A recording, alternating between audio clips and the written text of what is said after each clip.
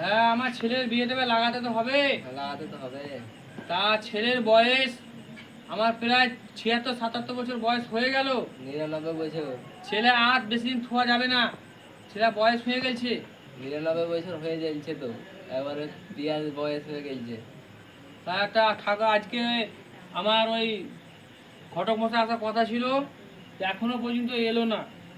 এলে কথা করবো আমি, দেখছি। হ্যাঁ। ওয়ালাইকুম আসসালাম। ঘটক মশাই কেমন আছেন? ছাতাটা রাখেন, ছাতাটা রাখেন। হ্যাঁ, কেমন আছেন? ভালো আছি। তা আমার ছেলের জন্য যে আপনাকে একটা কন্যা দেখতে বলেছিলাম, তো দেখেছেন? হ্যাঁ, দেখেছি। তা কন্যাটা কেমন দেখতে, কেমন? ভালো। সাদা গো সাদা।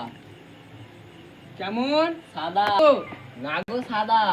মাজা ভাঙা বলিব না, মাজা ভাঙা বলে সাদা গো বউ।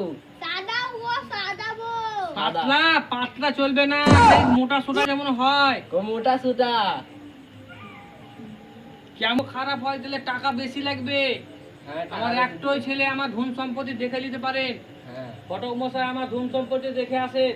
আমার একটাই ছেলে, ছেলে বেশি নাই। চলে ধন সম্পত্তি দেখিয়ে দিচ্ছি আপনাকে, দেখে নেবেন, আসেন। ঘটক মশাই, এই দেখেন আমার এসি লাগা রুম দেখেলেন। আমার একটাই ছেলে, ছেলে আমার বেশি নয়। ধন যেমন খাই বেশি করে পেয়ে চলেন, আপনাকে আবার রুম দেখাচ্ছি আমি।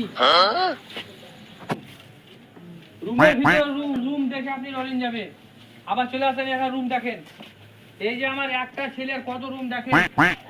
এইসব রুমের লোক পড়ে পড়ে মরে যাবে। চলে আরো আপনার দেখাচ্ছি, আরো দেখবেন, চলেন চলেন ঘটক মশাই, চলেন আরো দেখেন বাড়ি আমার।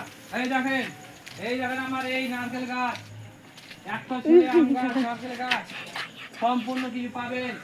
তারপরে চলে আসেন, এই সাইডে চলে আসেন। এই দেখেন এখানে আমার সোনার তেজিরি,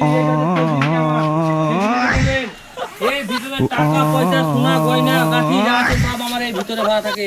এই দেখেন লক্ষ্য, আমার বাথরুম গুলো দেখলেন, এয়ার কন্ডিশন বাথরুম, হাওয়া ঢুকবে একদিকে বেরোবে একদিকে। এই যে আপনি দেখছেন, এই যে রিমোট, এই রিমোট দেবে দিবেন, এই দিকটা দরজা খুলে যাবে। এই রিমোট টিপে দিবেন, এই দিকটা খুলে যাবে। এই মধ্যে টিপবেন, অটোমেটিক এখানে যে আপনার এই গোসল করার জন্য সব কন্ডিশন এয়ার কন্ডিশন করা আছে, এর ভিতরে এসি লাগা আছে। কোনো অসুবিধা আপনার হবে না। আমার কাছে ৯ চাকা আমার গাড়ি আছে।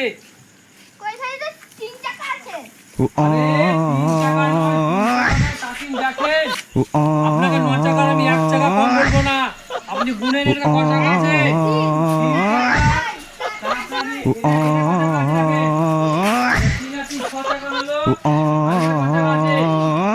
৯ চাকা।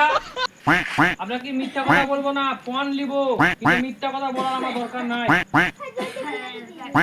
হ্যাঁ, তাহলে আপনি